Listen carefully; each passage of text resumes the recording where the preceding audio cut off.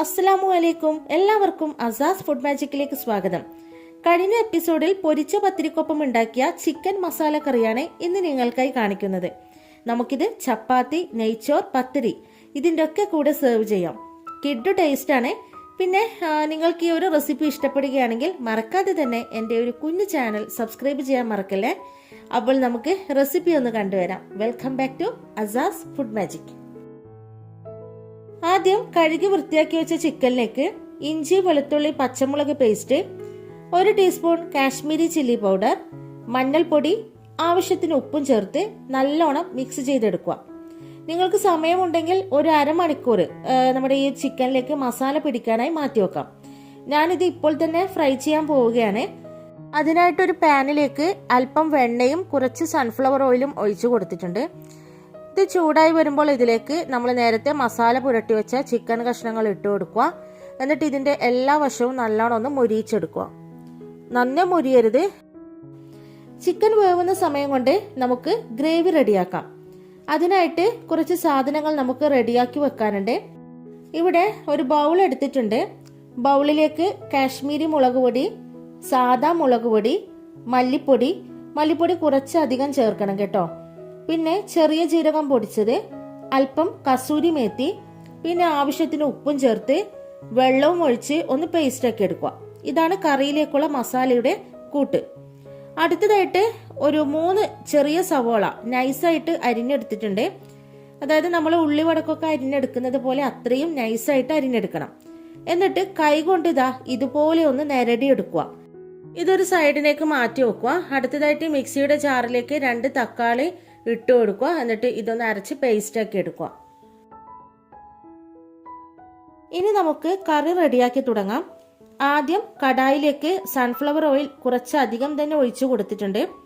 ഞാനിവിടെ എടുത്തിട്ടുള്ള കടായി കാസ്റ്റ് അയണിന്റെ കടായിയാണ് കേട്ടോ. അപ്പോൾ അതുകൊണ്ട് തന്നെ സാധാ സ്പൂണൊക്കെ വെച്ച് ഇളക്കാൻ വേണ്ടി പറ്റും. അപ്പോൾ കുറച്ചധികം ഓയിൽ നമ്മൾ ഒഴിച്ചു കൊടുക്കുന്നത് എന്തെന്ന് വെച്ചാൽ നമ്മൾ ഈ ഒരു കറിയിലേക്ക് സവോള ഫ്രൈ ചെയ്തിട്ടാണ് ചേർക്കുന്നത്. അപ്പോൾ സവോള ഫ്രൈ ചെയ്യാൻ വേണ്ടിയിട്ട് കുറച്ചധികം തന്നെ ഓയിൽ ആവശ്യമാണ്.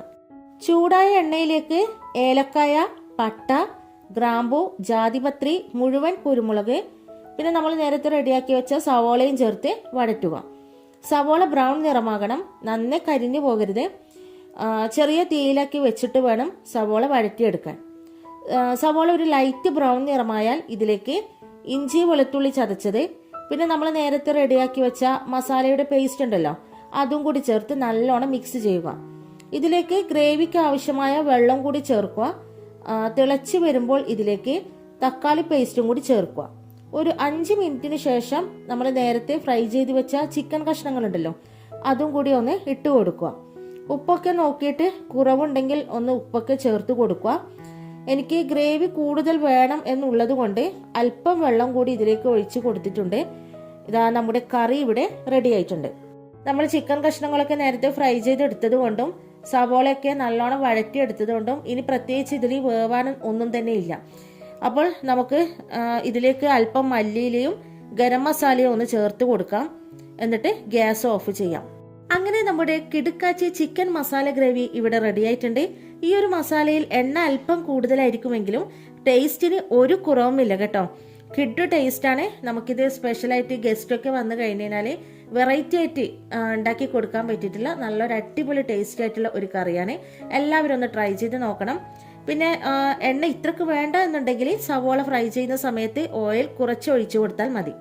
അപ്പോൾ എല്ലാവരും ഉണ്ടാക്കി നോക്കുക, ഫീഡ്ബാക്ക് അറിയിക്കുക. റെസിപ്പി ഇഷ്ടമായി ലൈക്ക് ചെയ്യാൻ മറക്കല്ലേ. അപ്പോൾ ഇൻഷാ അല്ലാഹ് അടുത്ത വീഡിയോയിലൂടെ വീണ്ടും കാണാം. Thanks for watching.